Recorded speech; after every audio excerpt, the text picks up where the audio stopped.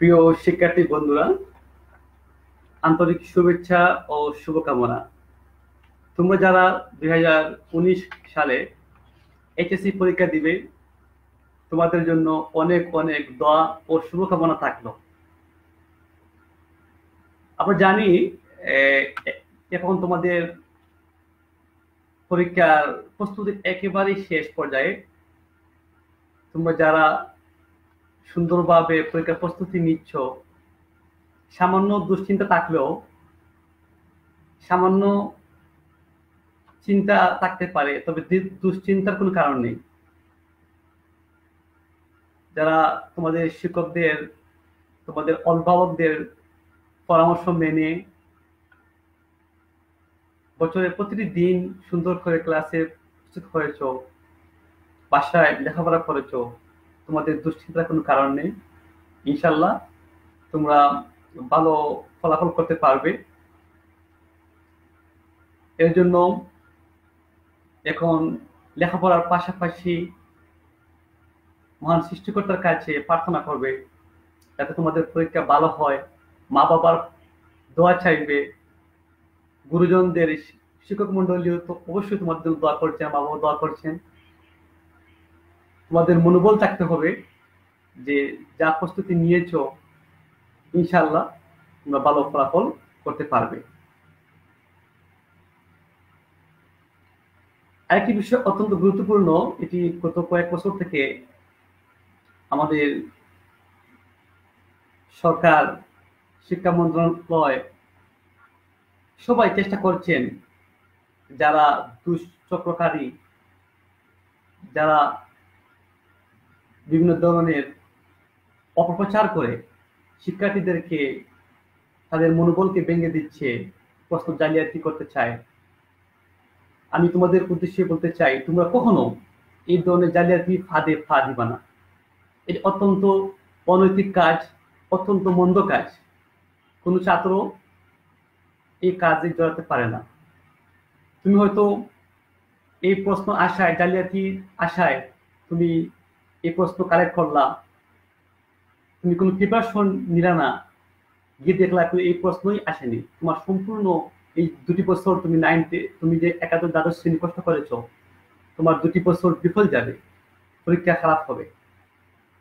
আর যদি মনে করো তুমি যে প্রশ্নটা পেয়েছো অন্যায়ভাবে, অনৈতিকভাবে, সেটি যদি কমনও পড়ে, পাশও করে ফেলো, কিন্তু সেটি সারা জীবন তোমাকে ছোট করে রাখবে।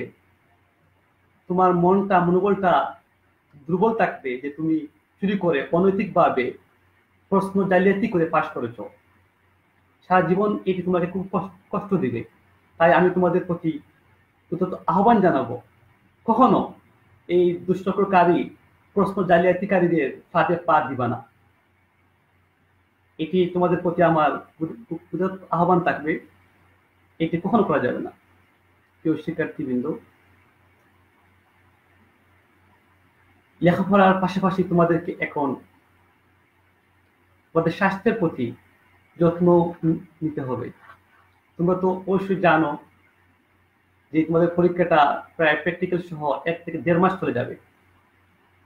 এই সময়ে তুমি যদি ভালো পরীক্ষা দিতে চাও, যা প্রিপারেশন নিয়েছো, যা পড়েছো, তাহলে তোমাদেরকে এখন সুস্থ থাকতে হবে। কারণ তুমি যতই পারো না কেন, যতই পড়ো না কেন, যদি সুস্থ না থাকো, তাহলে পরীক্ষার খাতায় ভালোভাবে লেখা যাবে না। তাই আমি তোমাদেরকে বলবো, তোমরা সঠিক সময়ে ঘুমাবে, খাওয়া দাওয়া করবে, মাথায় মানসিক চাপ নিবে না, মহান সৃষ্টিকর্তার উপর ভরসা করে যা পড়েছো, নতুন করে তেমন কিছু পড়তে যাব না, দুশ্চিন্তা করবা না, তাহলে ইনশাল্লাহ তোমাদের পরীক্ষা ভালো হবে। কারণ আমরা দেখেছি অনেক সময় অনেক ভালো ছাত্ররাও পরীক্ষার সময় ঠিকমতো খাওয়া দাওয়া না করার কারণে, ঠিকমতো ঘুমানোর, এই না ঘুমানোর কারণে দেখা গেছে ওরা তুলনামূলকভাবে পরীক্ষা খারাপ করছে, কম মার্কস পাচ্ছে। এই জন্য লেখাপড়ার পাশাপাশি তোমাদের শরীরের সুস্থতা অত্যন্ত জরুরি। আমি বলবো, তোমরা যতই লেখাপড়া করবা, লেখাপড়ার পাশাপাশি তোমরা অবশ্যই তোমাদের শরীরের যত্ন নিবা, যাতে তোমরা ভালো থাকো, সুস্থ থাকো। আর এখন আমি তোমাদের উদ্দেশ্যে দু একটি পরামর্শ দিব, যাতে তোমাদের পরীক্ষা যাতে ভালো হয় বা তোমরা কিভাবে পরীক্ষা হলে যাবা সে ব্যাপারে আমি দু একটি কথা বলতে চাই। সবার আগে আমি একটি বিষয় বলবো যে পরীক্ষা হলে যাওয়ার আগে, পরীক্ষা হলে যাওয়ার আগে তোমাকে ভালোভাবে দেখতে হবে তোমার গুরুত্বপূর্ণ কাগজ, যেমন তোমার অ্যাডমিট কার্ড, রেজিস্ট্রেশন কার্ড, কলম, পেন্সিল, রুলার, এই যাবতীয় বিষয়গুলো আছে কিনা। এই বিষয়টা প্রথমেই তোমাদেরকে চেক করতে হবে বাসা থেকে বাইরে হওয়ার আগেই।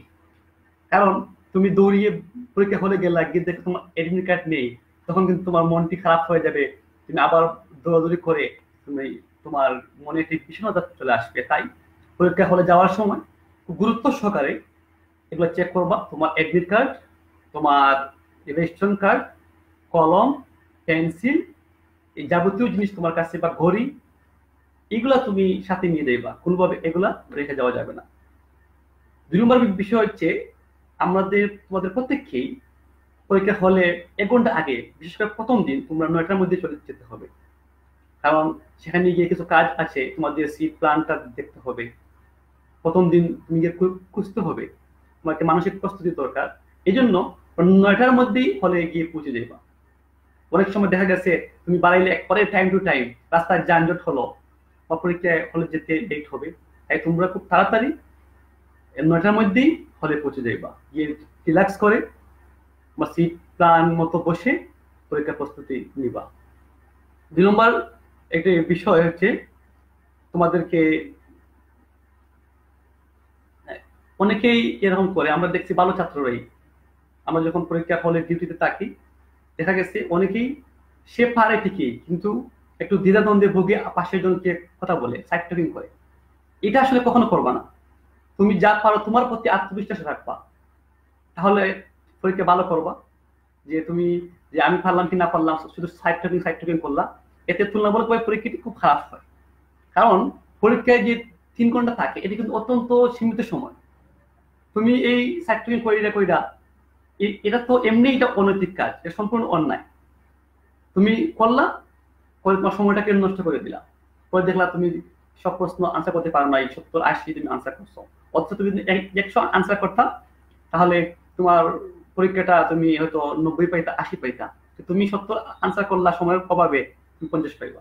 এই জন্য কখনো আশেপাশে এই তাকানো যাবে না, যারা পরীক্ষার ডিউটিতে আছেন তাদেরকে ডিস্টার্ব করা যাবে না। অনেক সময় দেখা গেছে যে তুমি খুব কথা বলছো, খুব ডিস্টার্ব করছো, এক্সামিনার যারা হলে থাকেন, পর্যবেক্ষক, তারা তোমার প্রতি খুব বিরক্ত হয়ে তোমাকে হয়তো খাতা নিয়ে নিবেন, তোমার সময় নষ্ট হবে, অথবা তোমাকে এক্সেলও করতে পারেন।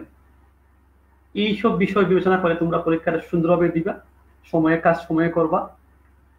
আর তুমি যখন পরীক্ষা হলে যাইবা, যাওয়ার পরে যে প্রস্তুতি দেওয়া হবে, প্রস্তুতি অত্যন্ত ভালোভাবে করতে হবে। যেই তাড়াহুড়া করে লেখা শুরু করে দিলা একটা জায়গায় আরেকটা, এটি করা যাবে না। অত্যন্ত গুরুত্ব সহকারে প্রশ্ন প্রথম থেকে শেষ পর্যন্ত পড়তে হবে, যেটা পারো ভালোভাবে সেখান থেকে শুরু করতে হবে। আরেকটি বিষয় অত্যন্ত গুরুত্বপূর্ণ, যেটা ওএমআর শিট আমাদের পরীক্ষায় দেওয়া হয়।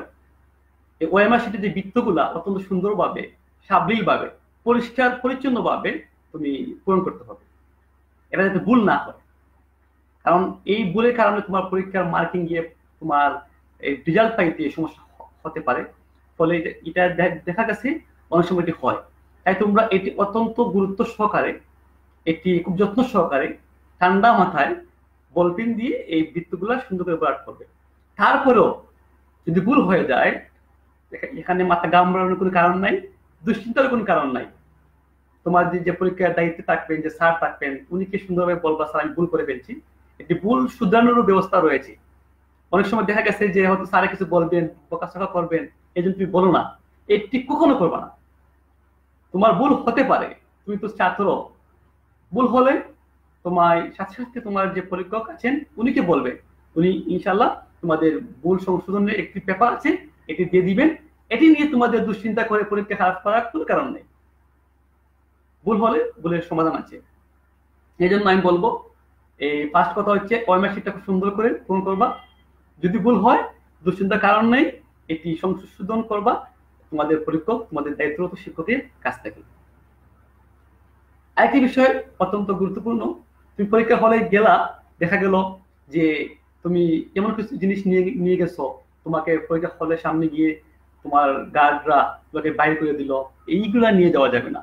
এটা তোমাদের প্রশ্নপত্রের পিছনে লেখা আছে কি কি জিনিস নিয়ে তুমি প্রশ্নপত্র নিয়ে, কি কি জিনিস নিয়ে তুমি হলে যেতে পারবা আর কি কি জিনিস নেওয়া যাবে না।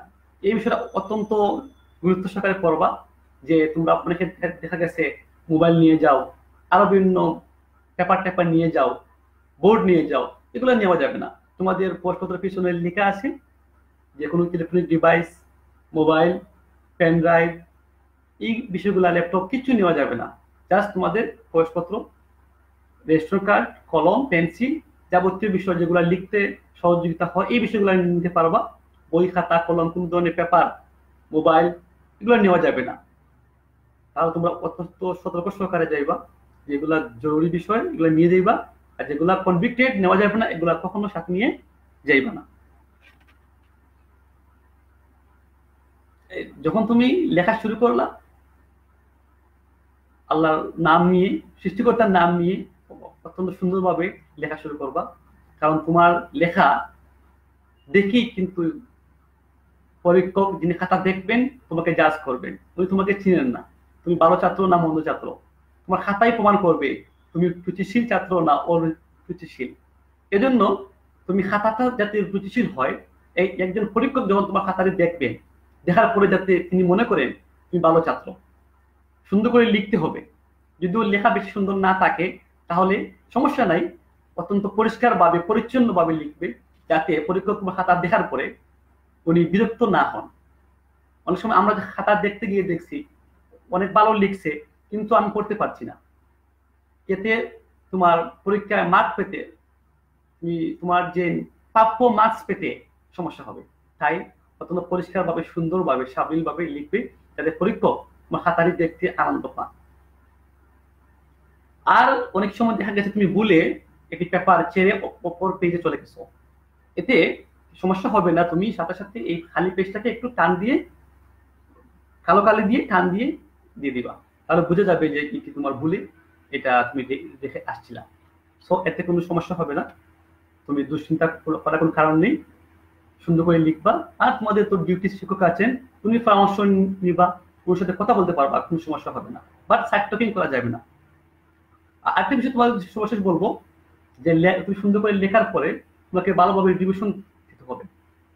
তুমি হাতে 10 থেকে 15 মিনিট সময় মিনিমাম রাখবা, যাতে তুমি লেখা শেষ করার পরে তোমার সারাটা পেপার সুন্দর করে পড়বা, কোথায় কিছু ছুটলো কিনা, ভুলে কিছু পড়লো কিনা, পেপার ঠিক আছে কিনা, এই বিষয়গুলো অত্যন্ত যত্ন সহকারে দেখতে হবে। আর তোমাদেরকে দেখতে হবে তুমি যে এক্সট্রা খাতা নিছো এটা নাম্বার ঠিক মতো দিছো কিনা, এক্সট্রা খাতা নিয়ে খাতার সাথে এক্সট্রা প্লাস আছে কিনা, এই বিষয়গুলো খুবই গুরুত্বপূর্ণ। তুমি লিখলে তোমার খাতাটি পড়ে গেল তাও তো সমস্যা। তাই তোমার নিজ দায়িত্বে এটি এক্সট্রা করতে হবে, নাম্বার গুলা দেখতে হবে। সর্বোপরি তোমাকে দেখতে হবে তোমার রোল নাম্বার, রেজিস্ট্রেশন নাম্বার আবারও দেখতে হবে যে ভুল আছে কিনা। কোনোভাবে যাতে রোল নাম্বার, রেজিস্ট্রেশন নাম্বার কোনো ভুল না থাকে, তোমার খাতার মার্কিং এ যাতে ভুল না থাকে, প্রশ্নের মার্কিং এ যাতে ভুল না থাকে। এই জন্য রিভিশন অত্যন্ত জরুরি। তুমি হয়তো ভাবতে পারো যে আমি শেষ করে দিই, এরকম না করে তুমি হাতে মিনিমাম 10 থেকে 15 মিনিট রাখবা। এই 10-15 মিনিট তুমি ঠান্ডা মাথায় তোমার সারা পেপারটি রিভিশন দিবা, তাহলে দেখবা তোমাদের অনেক ভুলগুলো ধরা পড়বে। তুমি সুন্দরভাবে একবারে গুছিয়ে পরীক্ষকের হাতে খাতাটি দিয়ে আসবা। এখানে তাড়াহুড়ো একটু দরকার নাই, অত্যন্ত সুন্দর করে খাতাটা জমা দিয়ে তোমার অ্যাডমিট কার্ড, রেজিস্ট্রেশন কার্ড, কলম যা যা তোমার সাথে ছিল এই সবগুলি গুছিয়ে নিয়ে আসবা। এই হচ্ছে আমার পরামর্শ। সর্বোপরি আমরা প্রার্থনা করি, দোয়া করি তোমাদের পরীক্ষা যাতে ভালো হয়, তোমরা যাতে ভালো ফলাফল করতে পারো, এটা নিয়ে দুশ্চিন্তা তোমরা করিও না। তোমাদের সাথে আমাদের দোয়া আছে, তোমাদের মা বাবা, শিক্ষক মন্ডলী প্রত্যেকের দোয়া আছে, তোমাদের আত্মীয় স্বজনের দোয়া আছে যে তোমরা ভালো করবা। আমি বিশেষভাবে আমার সিলেট ক্যাম্ব্রিয়ান স্কুল এন্ড কলেজের শিক্ষার্থীদেরকে বলতে চাই, তোমরা সব সময় আমাদের হৃদয়ে আছো। আমরা শিক্ষক হিসাবে সব সময় তোমাদের পাশে আছি, তোমাদের জন্য প্রার্থনা করছি তোমরা যাতে ভালো ফলাফল করো। এভাবে সারা দেশের শিক্ষার্থীদের উদ্দেশ্যে বলতে চাই, প্রত্যেকের শিক্ষক মন্ডলী, মা বাবা, আত্মীয় স্বজন তোমাদের জন্য দোয়া করছেন, প্রার্থনা করছেন। তাই তোমাদের ভয় পাওয়ার কোনো কারণ নেই, হতাশ হওয়ার কারণ নেই। ইনশাআল্লাহ তোমরা পরীক্ষায় ভালো করবে। সর্বোপরি তোমাদের সকলের এইচএসসি পরীক্ষা যাতে ভালো হয়, যাতে ভালোভাবে ফলাফল করতে পারো, সেই প্রার্থনা এবং শুভকামনা তোমাদের প্রতি রইল। তোমরা যাতে পরীক্ষার খাতায় তোমাদের সৃজনশীলতা ভালোভাবে প্রকাশ করতে পারো, তোমরা যা শিখেছ প্রতিটি শব্দ যাতে সুন্দরভাবে চয়ন করতে পারো, তোমার পরীক্ষার মাধ্যমে যাতে তোমার জীবনের সর্বক্ষেত্রে সফলতা বয়ে আনতে পারে। তোমাদের সফলতা, তোমাদের সার্বিক সফলতা, তোমাদের সুস্থতা কামনা করে তোমাদের প্রতি অনেক অনেক শুভকামনা ব্যক্ত করে আমি লাইভটি সমাপ্ত করছি। সকলে ভালো থাকো, সুস্থ থাকো। আল্লাহ হাফেজ।